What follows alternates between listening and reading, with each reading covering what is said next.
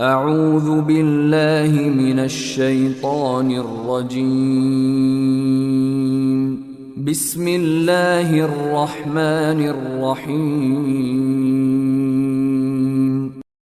ولا تكونوا كالذين قالوا سمعنا وهم لا يسمعون. إن شر الدواب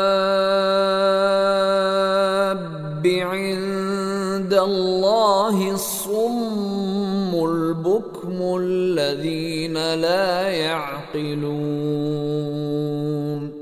ولو علم الله فيهم خيرا لأسمعهم ولو أسمعهم لتولوا وهم معرضون.